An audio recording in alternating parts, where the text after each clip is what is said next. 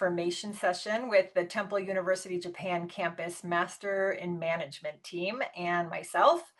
Um, our agenda for this session is we're going to have a brief opening, which we're already doing a great job of right now. And then we're going to introduce the Master in Management program. We're going to hear from a couple of fellow JET alums who are currently students in the Master in Management program. And then we're going to wrap it up and allow for some Q&A time. My name is Jessica Livingston. I was a Hokkaido Jet from 2003 to 2006 in a lovely little town called Urahorocho. And I now serve as the executive director of US Jet AA. And we are the nonprofit organization that serves, the more than 40,000 JET alumni throughout the USA. And we also help support our 19 JET Alumni Association chapters throughout the US. We're really proud to have this partnership with Temple University Japan. And this partnership was established specifically to serve JETs and alumni. Finding and figuring out your post-JET plans can really be overwhelming. And we all know this as JET alums. And in your soul searching, you may have discovered that what you really want to do requires a postgraduate degree. We all know what an investment higher education is. And so our university partnerships program at US Jet AA is designed to help you along your educational journey by partnering with select universities to offer awards and scholarships specifically for JETs and JET alumni. I had the pleasure of visiting TUJ this past summer and speaking with the faculty and staff and also Dean Wilson, who you can see. I truly got the sense that they understood the value that JETs bring to the table, and they're really dedicated to creating a meaningful experience for their students. And so without further ado, I'm going to hand things off to the experts for this evening. Thanks.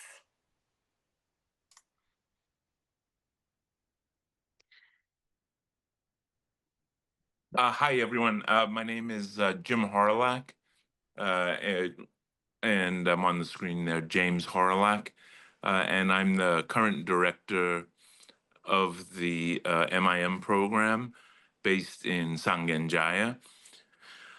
And on the left, we see Pia is on maternity leave, and I'm covering for her. And also on the call, we have Eriko Kawaguchi, who's the program development coordinator, and Alyssa Stember, who's the program assistant. So that's the team on the call today, the three of us. And firstly, thank you very much for taking this time on a Friday night to learn more about the program. We're excited to be here and happy that we had such a great turnout. So thank you very much. I'll briefly introduce the university and the program, and I'll hand it over to Alyssa and Eriko to go into some of the details. The campus, Temple University Japan's campus, is in Tokyo. It's in Sangen-jaya, which is 2 stations outside of Shibuya. And it's really an ideal location. It's more of a quaint neighborhood, but it's just 5 minutes from Shibuya. And then it's easy access from the other side, coming into the Tokyo area from Kanagawa as well. It was established a long time ago, 1982. It's a foreign university, so it's an American university, and we'll explain what that means later. But simply, it's U.S. financial aid and GI Bill can be used. We're getting into the neighborhood of 5,000 students on campus. So most of those will be undergraduates. There's, I think, somewhere to the tune of between 3,000 and 4,000 undergraduates now, and the campus has been growing, and we moved into these new facilities in Sangenjaya some years ago due to the growth.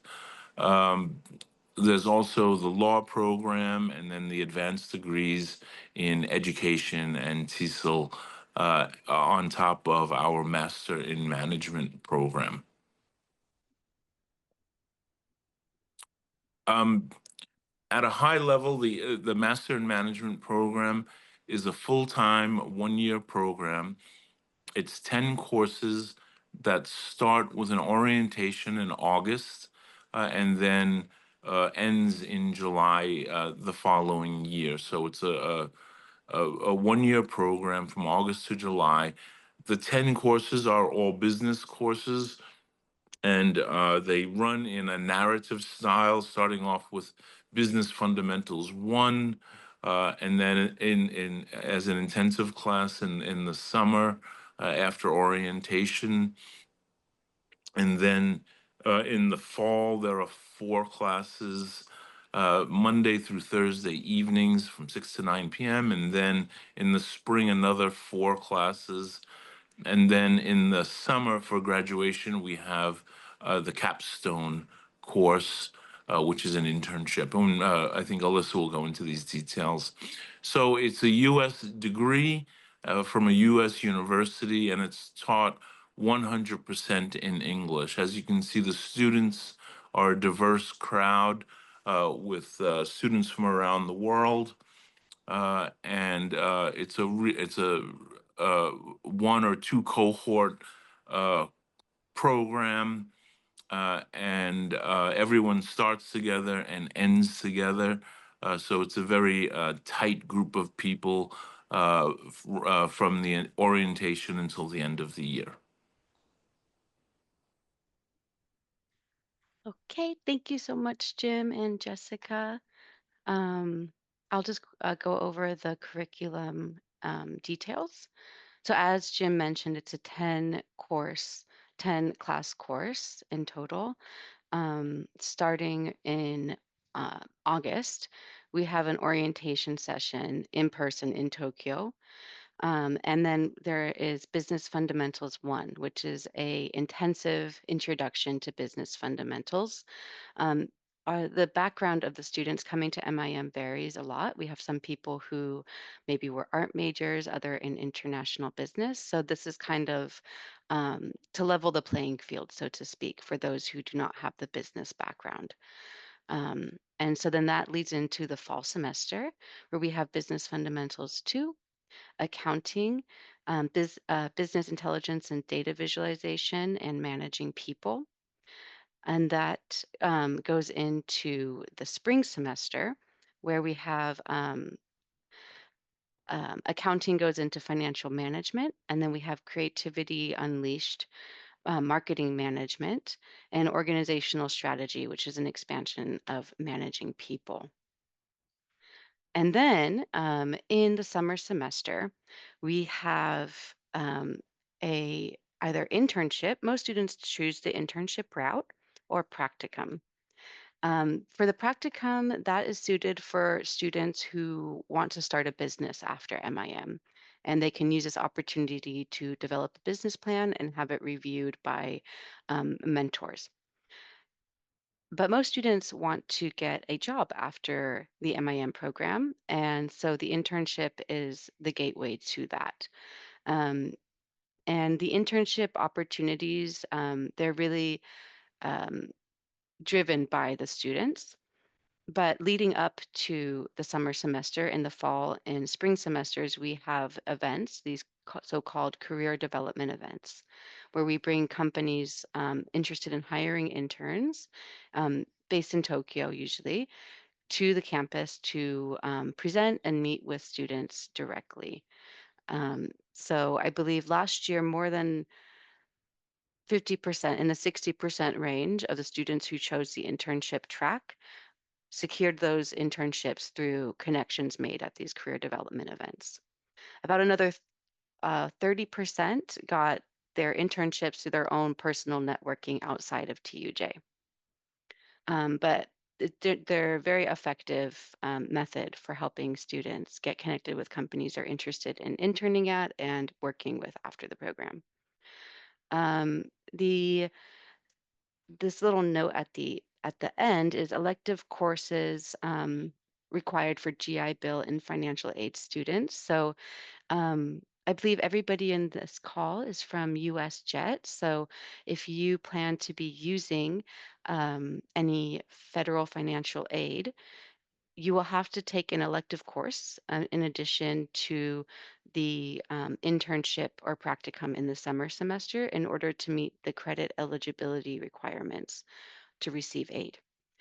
So what we offer is an elective marketing course, which is held online, or we have a Japanese boot camp at TUJ, which helps prepare students for internship or for interviews and is more business focused Japanese. And then we also have the graduation at the end of July. Okay. And then I'm going to hand off to Eriko.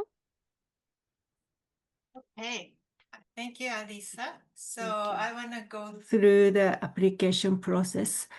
We found that some of you have already started application for 2026. Thank you very much. And those application process is all of them goes to the online. You create application portal site, then you just upload those documents, transcripts, resume, statement of goals. That means like a kind of essay why you wanna apply for the program and what would you like to use this program for, and if you have any future plan after graduation. Those kind of like a essay why you apply for the program. That means a statement of goals and one recommendation letter. Then if you are current to JET, if you are still in Japan and working as a JET, when you are applying, you please submit some kind of documentation that you are in current JET, so that we understand, okay, this applicant may apply, not may apply, may be eligible for receiving the JET scholarship. We understand that the certification of participation is only available after you complete the JET program. So while you are sending application, any kind of document, for example, let's say you can ask recommendation letter to write for somebody, who are working with you and certify that you are in the JET program. Or you can submit so-called 在職証明書, it's kind of official document you are in a current JET. Probably you receive that you are appointed in that position.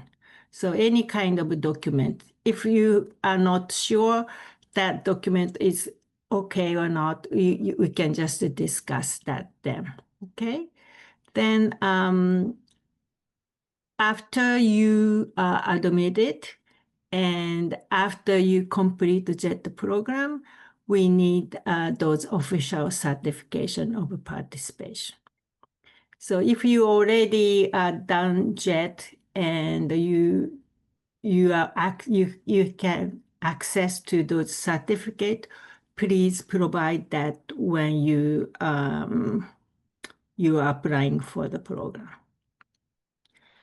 Then if your GPA is below 3.0, please also submit GMAT or GRE test score together with your other application documents.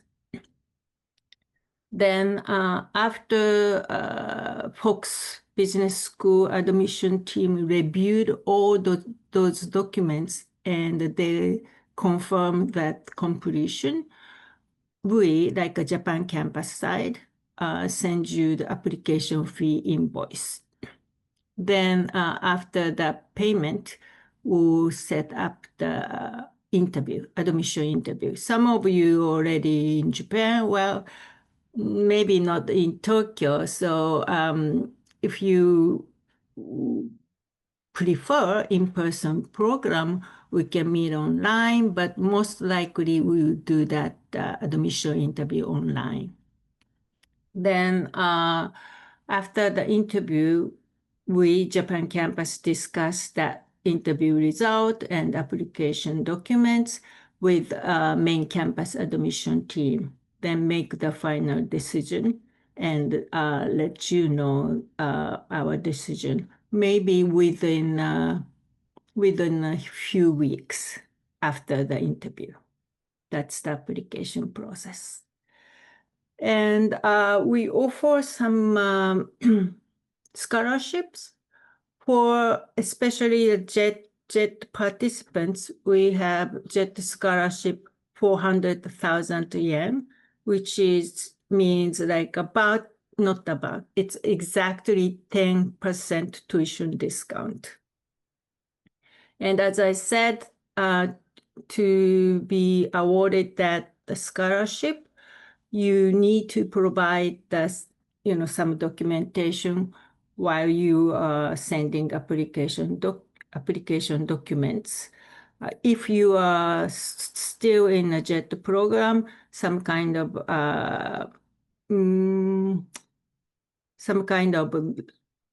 documentation certify that you are in JET. If you already finished the JET program, please submit the official certificate. And as Lisa mentioned, Temple University Japan campus is American university, so you can use like a U.S. financial aid or GI Bill if you wish. And the tuition is in total 3,700,000 yen. So it's approximately $25,000 US dollars. Depends on the currency rate, it up and down, but this is approximately 25. I think that's it about the application. I think we're ready to introduce our JET alumni. Oh, we do have one question from Logan before we go on. Where is the scholarship going to?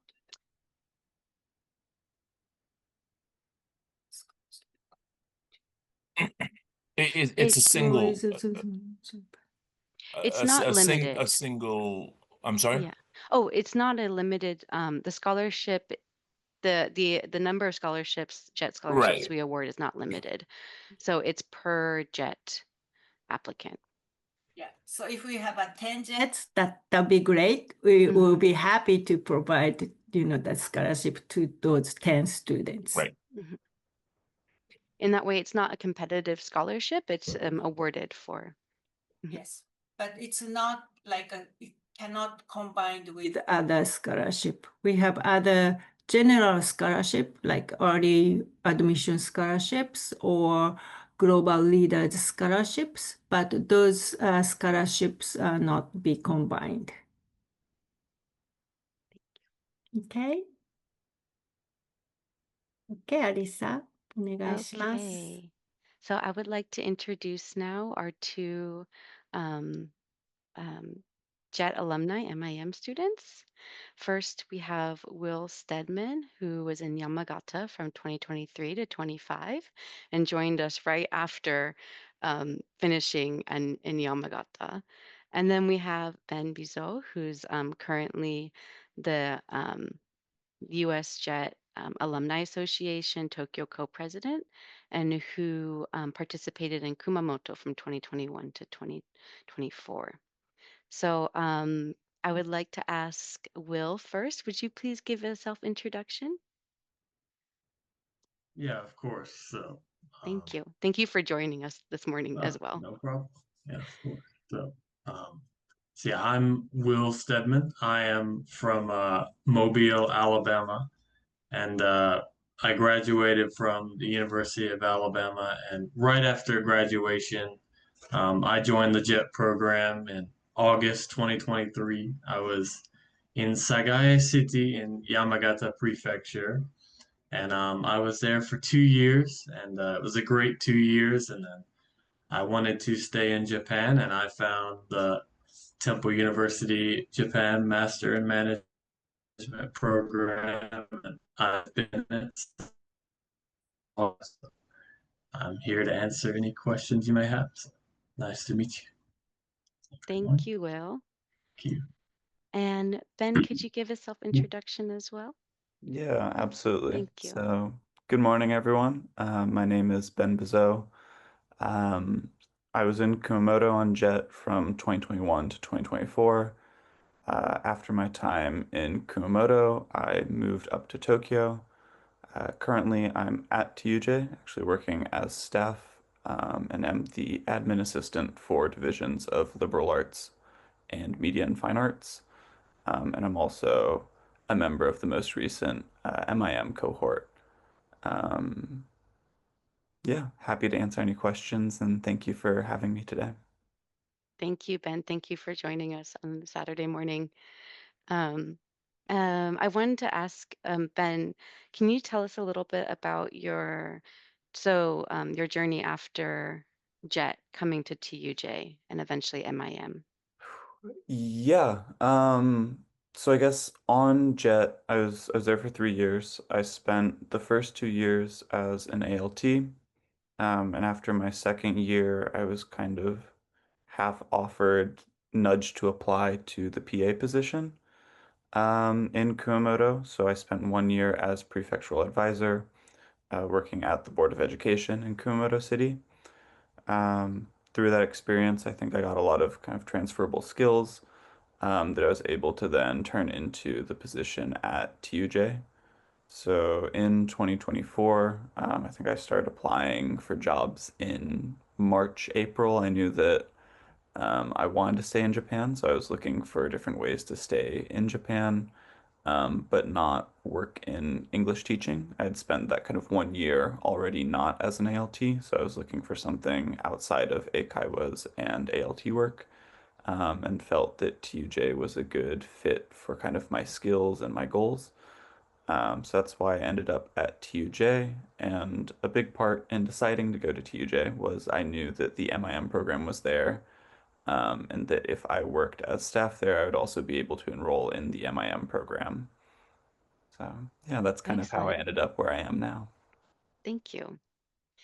And Will, since you came to MIM directly from JET, um, I know you kind of some of your motivations for joining MIM, but how did you, there are other business programs available. So I wonder, how did you come to choose MIM? Yeah, so I'll kind of go back to like last year, like it was around like October when we had to make like a decision about whether to renew for another year of JET. And as much as I loved my time on JET, I knew I was ready to maybe start looking for the next step. And I was going to all of JET's different, like, there was something in November about like post JET career stuff. Mm, And then in our Yamagata, like, we had like a training, like, development session, but one of the sessions was like post jet career oriented. And at that session, somebody talked about Temple University, Japan. And that was actually the first time I'd ever even heard of Temple University in Japan. And I looked into it and saw that it was like you could study all in English, like business program, and like it was a chance to be in Tokyo and network in Tokyo, but also be able to study in English. And that's kind of what pulled me towards TUJ. So. excellent. Yeah, thank you.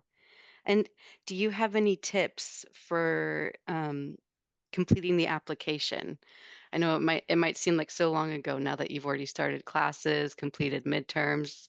Well, almost next week it'll be done. But Yeah.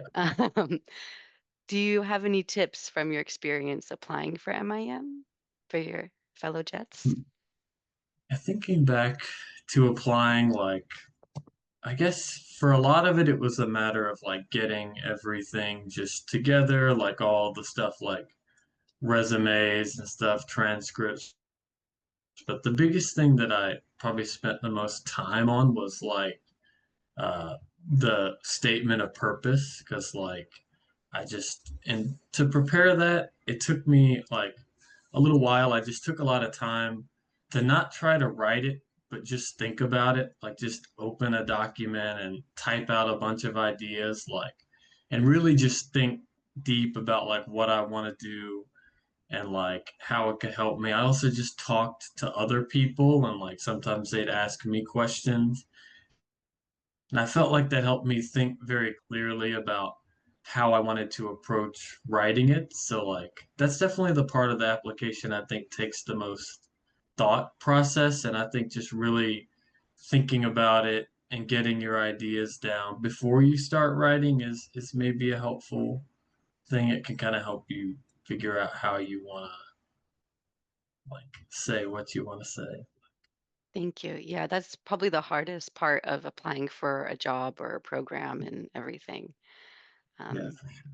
yes. Ben, do you have any additional advice? Um, yeah, just a couple quick tidbits. Hmm. I would say get started early on asking for your letter of recommendation. Give your recommender time to write that. Um, but also think about how you want to kind of present your jet experience. I think it can be hard to kind of present your jet experience and talk about the skills and the value that you gain from it.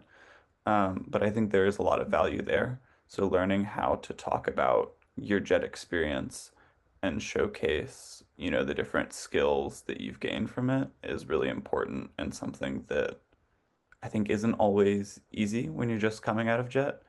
Um, but I would say there's a lot there. So try and like think and reflect on your experience and what you've learned and gained from it and the impact you've had on your community. Yeah. Thank you. Those are both two very great advice. Um, we have who did you have write your letters of recommendation? Was it somebody within your school network from JET or professional network from JET? I had, um, I know I had one of my university professors from Alabama, and she was actually the one who told me about the JET program originally, and she helped me apply for that and actually wrote my letter of recommendation for that. But I had maintained contact with her throughout my time on JET and just telling her how things were going. And I told her about applying to this program, and she immediately, before I even asked her, was like, "Well, if you need like the letter of recommendation again, I can help you with that." And I think I was also gonna get my Kyoto sensei, like vice principal of the school I was at, to write one, Mm, but I think it was maybe we just needed one letter. I really can't that's right. remember, but we needed Yeah, one letter, and also I think she could write it in English, but I think she was also a little bit like worried. And then once I realized I needed one, I was like, it's okay. But I'd had a second person like ready as well. great, great. Thank you. May I just hop in here? All the documentation, including recommendation letter, has to be in English.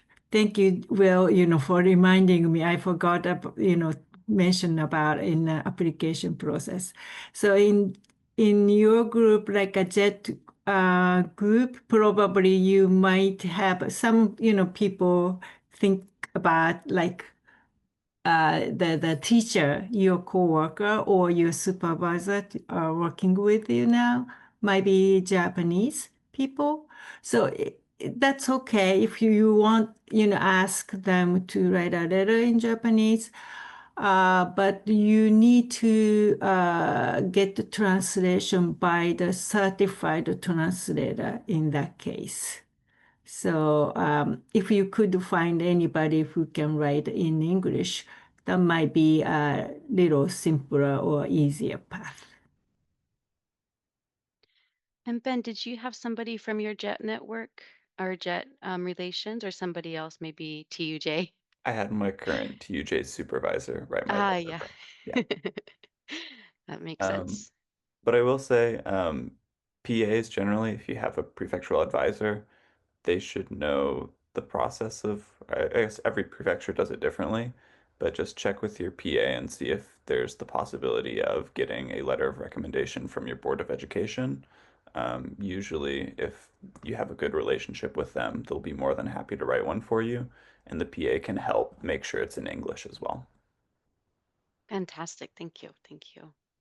I think we're ready to open up to questions from the group here.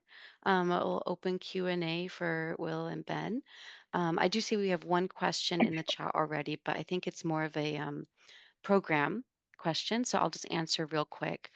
About part-time jobs while studying at TUJ. Yeah, there are part-time jobs available.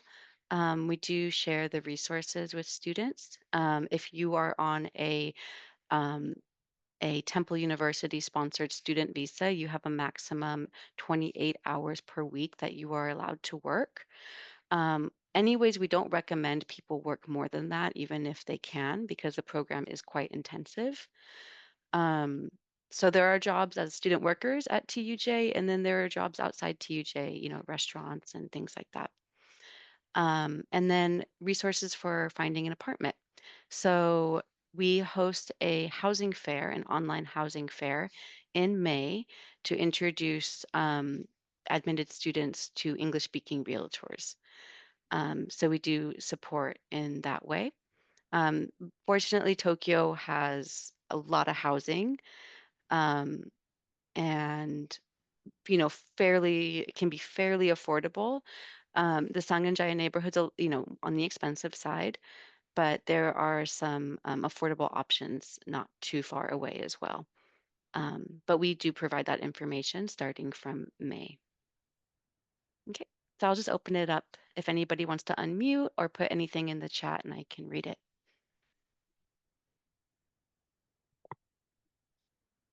So this is the question to Ben and Will.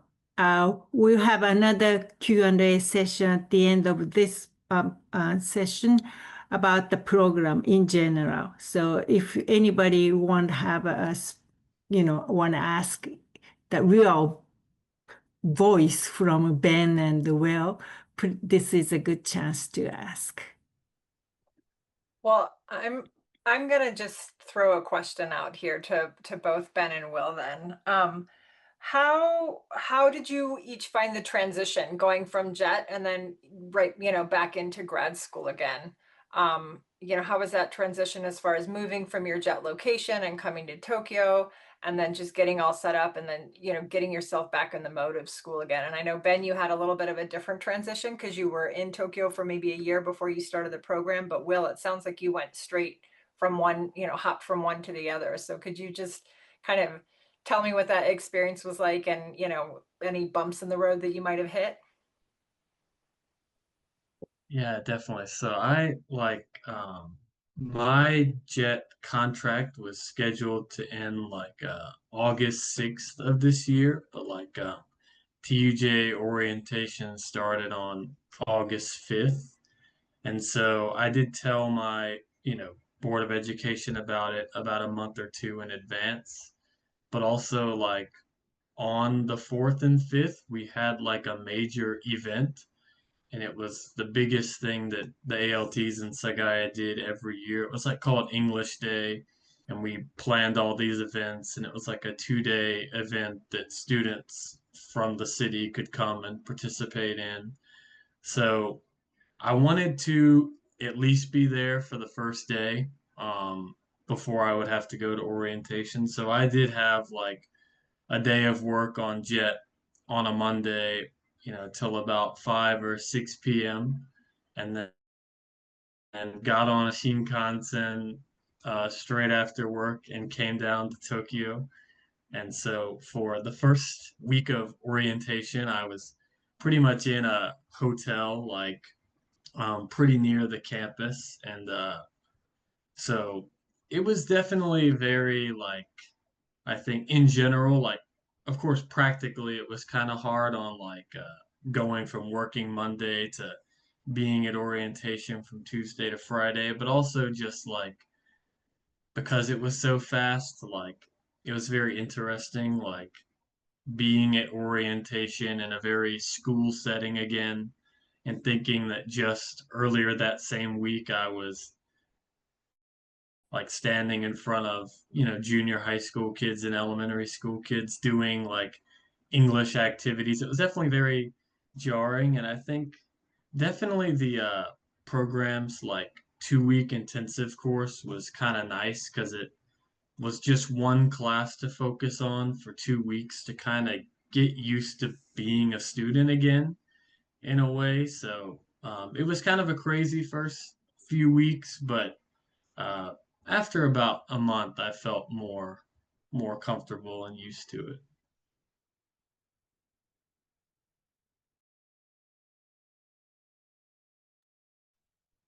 Thank you, Will. And Ben, did you have any shock moving from Kumamoto to Tokyo? Um, Not particularly. I guess I had a pretty unusual experience, but I didn't have too much trouble um, finding a place up here in Tokyo and moving in. But I guess one difference coming from JET to MIM that I think a lot of people going straight to MIM would feel is, I guess, just working hours.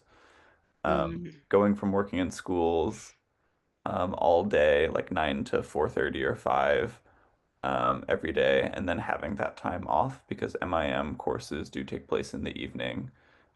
It's almost a flippant schedule. So having suddenly your entire day free might be a bit of a shock. And but I do think when you're moving to Tokyo, there's a lot of, paperwork, job hunting, getting apartments set up, things that you need to do. So it's actually nice to have those open kind of working hours. So if you need to go to City Hall, you can go there during those hours.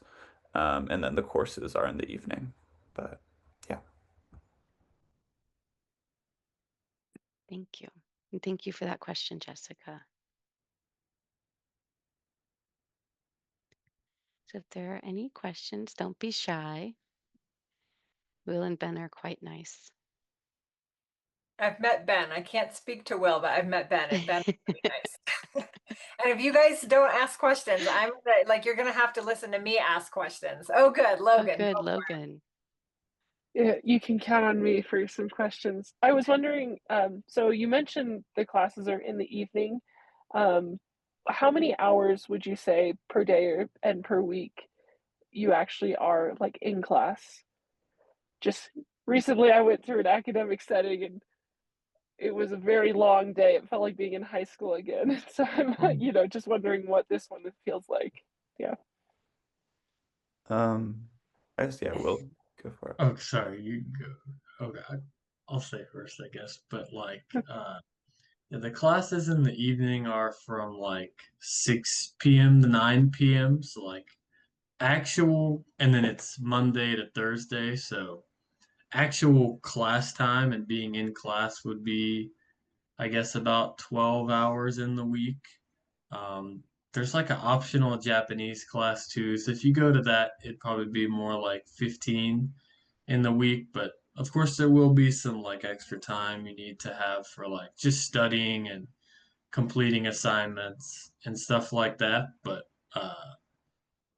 yeah, it's usually 6 to 9 p.m. like Monday through Thursday night. So Yeah. So everyone being on the same schedule keeps the in-class hours fairly consistent, I'd say. But in terms of outside of class hours, I'm on campus anyways because I work there, so I kind of see when MIM students are there. And it's a mixed bag, but some students come in earlier in the day to just study, find some space. But then other students are essentially just there for class. So it's a good mix, but I feel like everyone has a pretty good balance between um, their coursework and then what they're doing outside of class. yeah, and I guess just to add on to that, like from for what it's worth, like I probably say it varies day to day, but usually maybe I'll get there around like 12 or 1. I get there a little earlier, especially when I have a lot of work to do, and I usually work till about 4 or so, and then leave to go like eat really quickly in the area, and then come back for the 6 p.m. So, and usually around 12 or 1 is when I get there personally. But So following up on that, Ben and Will, like, how does the student community feel at TU? You know, how does that feel to you at TUJ? I know Jet is sort of one experience, right, where you can have, you know, your fellow Jets are either sort of near you or maybe not near you at all if you're a rural Jet. But you have a community, you know, whether it's your Jet community of other fellow Jets or the community that you're living in that's sort of already built for you. So with that class schedule, with people just coming in the evening, how, you know, what kind of a community are you stepping into at TUJ?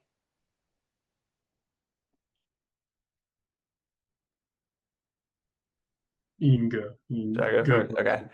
first. So I think the cohort aspect is one of the big draws to the MIM program for me. I think there's a really strong community, and a lot of that's built through orientation and then the first 2 week intensive. So through those experiences, you're really with the entire group of MIM students every day for a period of weeks, and even throughout the coursework, it's the same group of students Monday through Thursday. So, I mean, everyone gets to know each other really well very early. And there's also, I guess, student leaders who also plan events for the entire cohort. And people go on different trips together, and we have a fantasy football league. So people are really getting to know each other and supporting each other, and there's a real sense of community that I think reflects a lot of the jet experiences that some of us have had. So within those cities or prefectures, if you had a community there, it's a very similar feel to that. Yeah, and just to add like a little bit, it's yeah, definitely a very close community, and like having the same like class time and schedule, and everyone's in the same classes together at the same time, and within the coursework, like there's a lot of group work and a lot of group presentations. So like that also, like sometimes you can pick your group, sometimes the group is assigned, so you're working with different people. And so that also helps just get to know everyone. And like I think too, just like even last night we had like a career development event, and afterwards like I went to eat dinner and then play darts for like an hour with some of the members of the class. So it's definitely like a close knit group that forms pretty quickly, I'd say.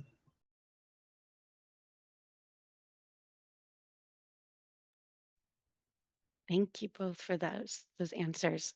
We have a question from Brendan.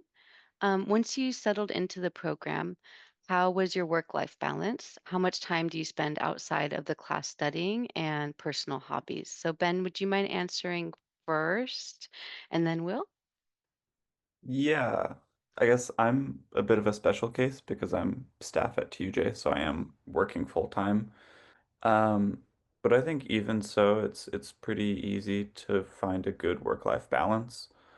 Um, yeah, there's plenty of time for uh, hobbies outside of the coursework. I think in terms of time outside of class I spend studying, I'd say maybe 2 to 3 hours a week for the current one course that I'm enrolled in. So it's not too intensive, and there's definitely still time to, go and take care of your personal hobbies. Um, so even with the people that I know in the program, I'm not struggling to find a time to go meet them and do something. They have a lot of availability where they've completed their coursework, and of course they have group projects that they need to be there and help for. But overall, I think everyone's able to find a pretty good work-life balance outside of the coursework. Thank you, Ben. Will, can you share your experience as well? Yeah, for sure. And I agree. It's not too hard to find like a pretty good work-life balance, like even being in like, all 4 classes each week, like some of them are like pretty busy, and then there's like some that are more busy than others. But even then, just like each day of the week, if I spend, 2, 3, sometimes 4, if it's a really busy week, like hours outside of the classes, I can usually get everything done. Like for me, it's kind of interesting. It's like the opposite of what I was with Jet. Like I'd wake up in the morning and like go to work and get all my stuff done, and 5 p.m. I'm like off for the day. Now I feel like I wake up and the morning is like my take it easy time where I'm just doing whatever I want, and then like from afternoon on, and then of course with evening class is when I'm kind of busier. But then if I put in that time during the week, usually I'm able to make the weekends where I don't really have much to worry about. So it's not too hard to find a good balance. Thank you. Thank you. We have a question from Louis. I'm an ALT currently living in a place that Japanese people have described as inaka. What do you think are the biggest differences between country life and city life that I'd have to watch out for? Ben, maybe did you have experience in inaka? Maybe Will more. I'm not I sure. was in Kumamoto City, so it wasn't Okay. super Inaka. Maybe we Maybe get Will Will. if you wanna handle this one. Yeah, I can talk about it. It's like I feel like um I don't know, it's hard like uh obviously just big differences. Like when I was in the countryside, like I like walked everywhere or like rode my bike everywhere, and like here of course I still do a lot of walking, but of course there's a lot of riding trains. And definitely like when I would ride the train and from Sagae to Yamagata City, like it was rare that like I couldn't sit down. Like there were always open seats. There's like barely anybody on the train. And sometimes I get on the train here and like uh literally get packed in like sardines, and I'll just get like people are stepping on the train. I'm getting pushed, and it's real like a tight fit. So that could be like the biggest kind of shock to the system. Maybe it's just the number of people, and like but overall, like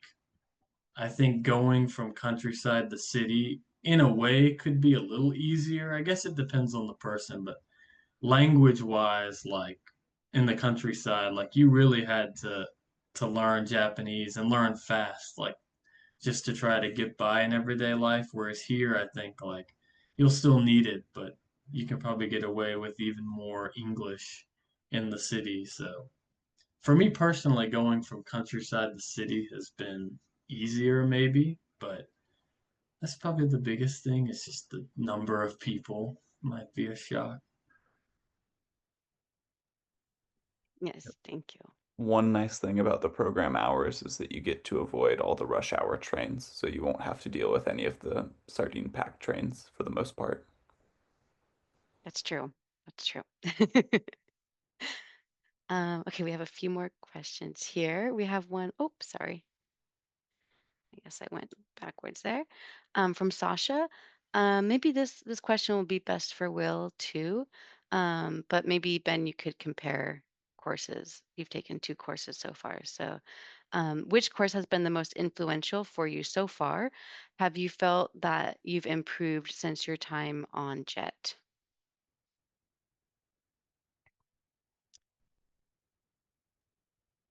I'm thinking real quick which one. All of them have been really nice. I think like um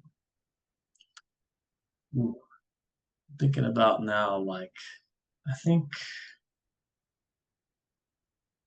which one's the best? The Wednesday class for me, it's like business fundamentals too. Like it's been really nice because like it's a lot of like it's very basic business concepts, but also like I don't know, some very practical stuff about like making decisions and whatnot. Like that one's been really nice. And then like of course Monday is like the is accounting, which is very like it's very difficult, but that's also been kind of useful to like because I have no business background, so like even just learning all these very basic terms and how to read like financial statements and stuff. Like those two have maybe been the most as far as like just the flood of information that I've really learned a lot from. But all of them have been influential so far. But and I do feel like even in just a few months, I've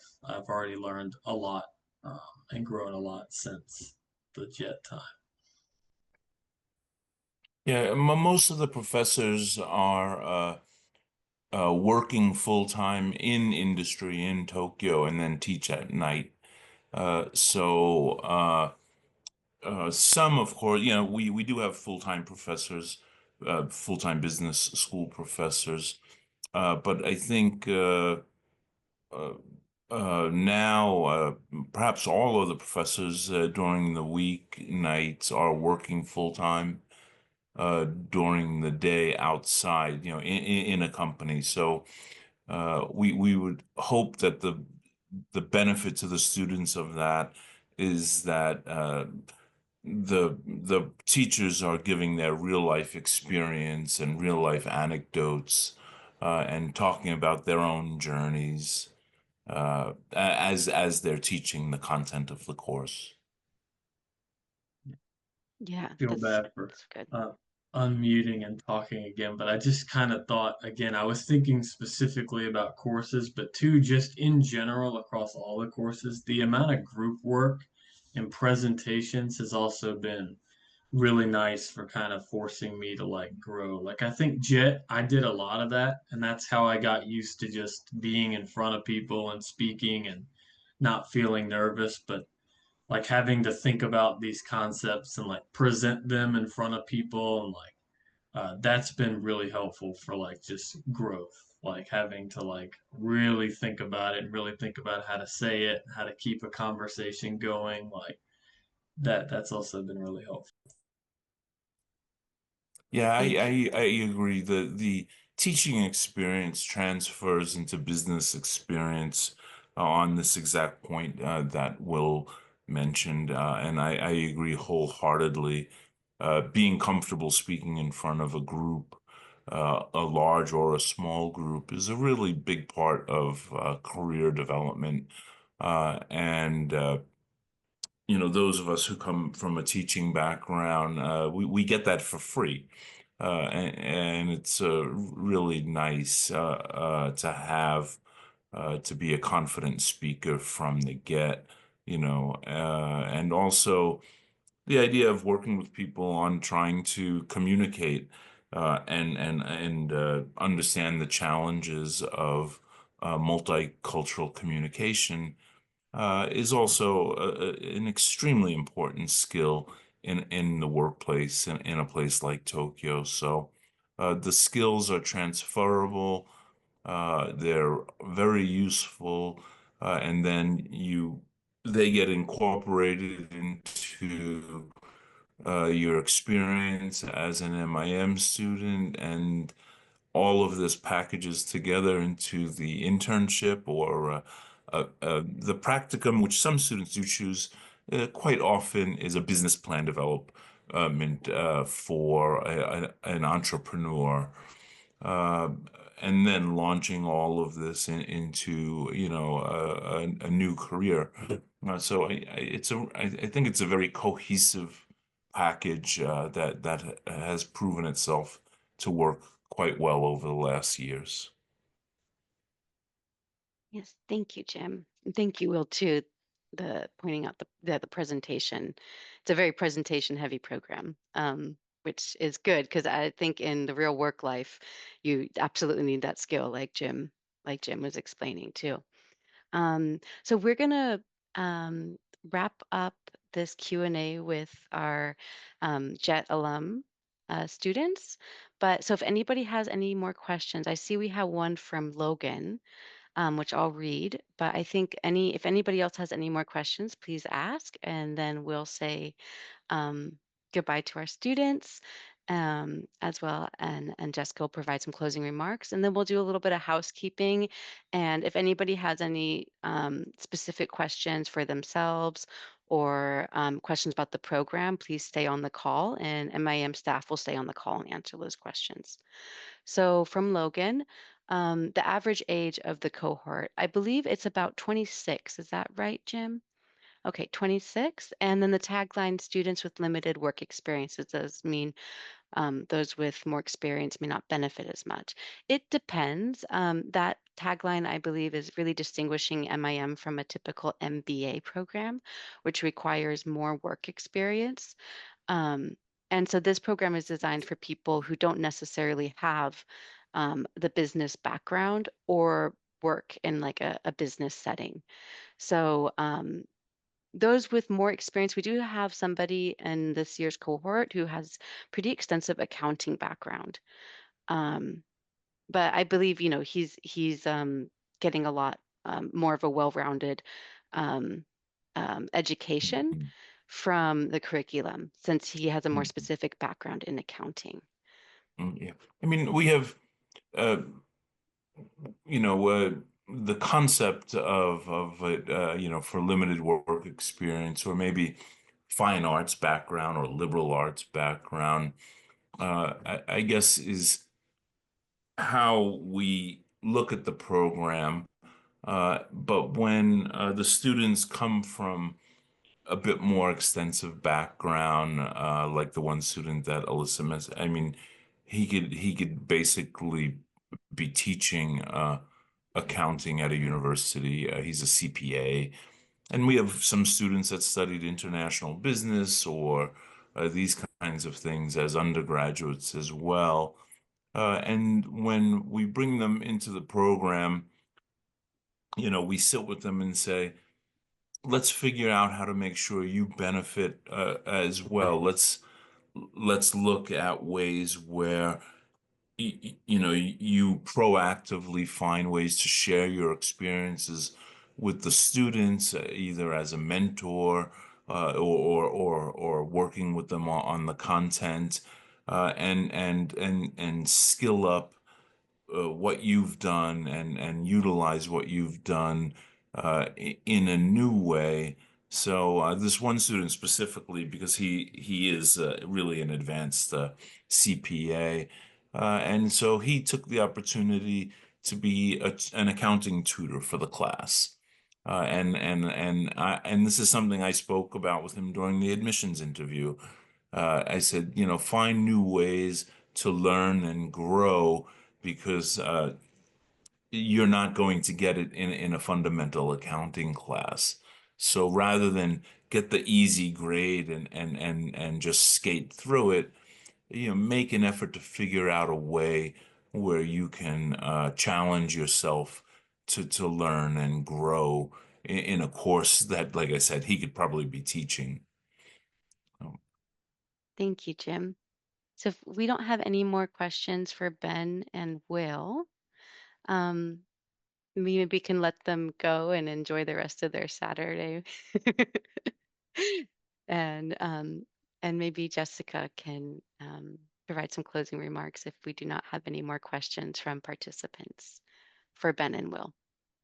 Thank you, Will. Thank you, Ben. Yes, thank you so Have a much. good weekend. Thank you. Thank you. Yeah, Thank you you for very having much. us. Yeah, thanks Thank so you. much. Yeah, Will, it was great to meet you. Will, it's nice to meet you online, and then Ben, Alyssa, Jem, and Eriko. It's really nice to interact with you again, even if it's only online this time. I want to just mention that there has definitely been a growing trend amongst current Jets that want to, that have a desire to remain in Japan post-Jet. This has been a trend that we've seen over the last few years. So I think getting, a postgraduate degree and building your network in Japan through that process is a really foundational way to invest in that goal. So I want to say thank you to Temple University Japan for really recognizing what a talented community we have. And I'm hopeful that the information that you received during the discussion today just helped to pull back the curtain on what the MIM program is all about, the value of getting your degree at TUJ, and then how you can really position yourself as a candidate to take advantage of the scholarship opportunities that they offer, and just to be successful with your application process itself. I hope you also know that US Jet AA offers a really wide variety of post-jet career support. We have a dedicated job board. We have like widespread career workshops and industry panels. So we're really also here to help support your success.